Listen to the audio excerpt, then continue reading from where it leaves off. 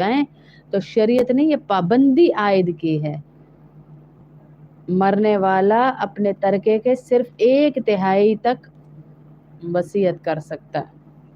اس لیے حضور اکرم صلی اللہ علیہ وسلم نے ارشاد فرمایا کہ صدقہ اور خیرات اس حالت میں کرو جب تم تندرست ہو، ان اولادوں سے امید نہ رکھو۔ وعلیکم السلام ورحمۃ اللہ۔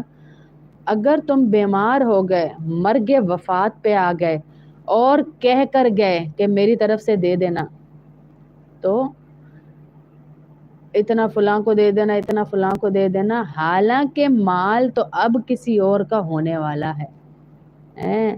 مرض وفات ہی سے ورثہ کا حق قائم ہو گیا، اب تم دے ہی نہیں سکتے، 1/3 کے زیادہ نہیں کر سکتے۔ کوئی نہیں دیتا، بالکل ایسے ہی ہے۔ میں اسی معاشرے میں ہوں، مجھے یہی بچیاں مسائل لکھ کے دیتی، اسی لیے ہم اس بات پہ بار بار بات کرتے ہیں۔ تو اللہ سے اللہ کا واسطہ مانگیے اللہ رب العزت سے کہ یا اللہ ہماری مدد کر، ہم اس دنیا سے جائیں تو ہمارے بچے ایسے نہ ہوں کہ وراثت کی تقسیمی میں۔ پہلے تو جان لیجئے وصیت کہتے کسے ہیں، کہ وصیت ہوتی کیا ہے۔ جو لوگ کہہ دیتے میرے باپ نے وصیت کی، میری ماں نے وصیت کی، موت کے بعد جو چیز نافذ کی جاتی ہے میت کی طرف سے، اس کو وصیت بولا جاتا ہے۔ آپ صلی اللہ علیہ وسلم نے وصیت کی اہمیت کو بھی واضح فرمایا ہے۔ فرمایا کہ کوئی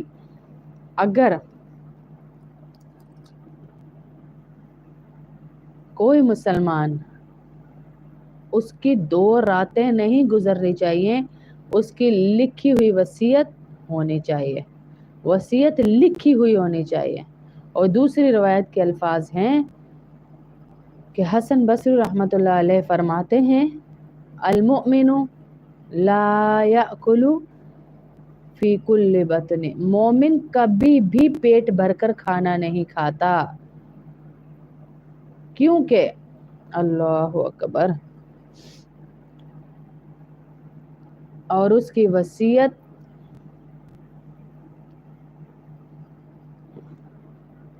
اس کے تکیے کے نیچے اس کی وصیت لکھی ہوئی ہونی چاہیے۔ آپ اس کو وصیت کا اتنا قیامت کی تیاری کا حکم دیا جا رہا ہے کہ ہر وقت وصیت لکھ کر تکیے کے نیچے رکھے۔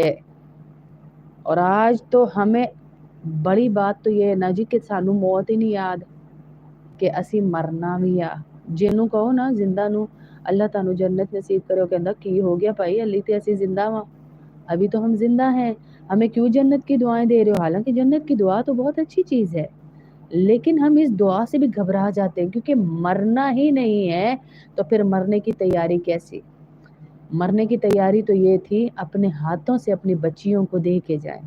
جو بچیاں آپ کے بیٹوں کے منہ دیکھ رہی ہیں ایک اتنی سی زمین لینے کے لیے بھی، ان کو اپنے ہاتھوں سے دیکھ کے جائیں۔ میں بار بار کہتی ہوں میرے سامنے ایسے بھی باپ ہیں، 6 بھائی، 5 بھائی، 7 بھائی ہیں ان کو سب کچھ دے گئے، بیٹی اکلوتی ہونے کے باوجود اس کو کچھ بھی نہیں دے کے گئے کہ ہمارے گاؤں میں کچھ نہیں دیتے۔ اور یہ میں مسجد کے امیر صاحب کا واقعہ بتا رہی ہوں آپ کو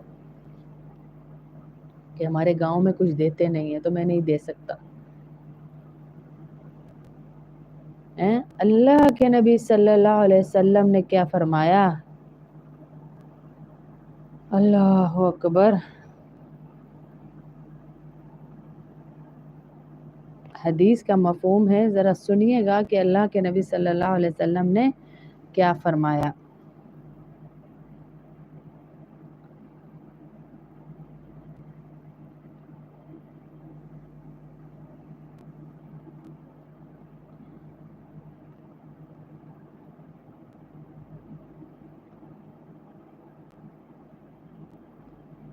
نبی کریم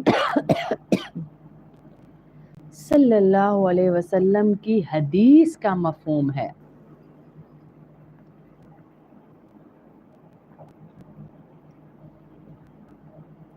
نبی کریم صلی اللہ علیہ وسلم کی حدیث کا مفہوم ہے کہ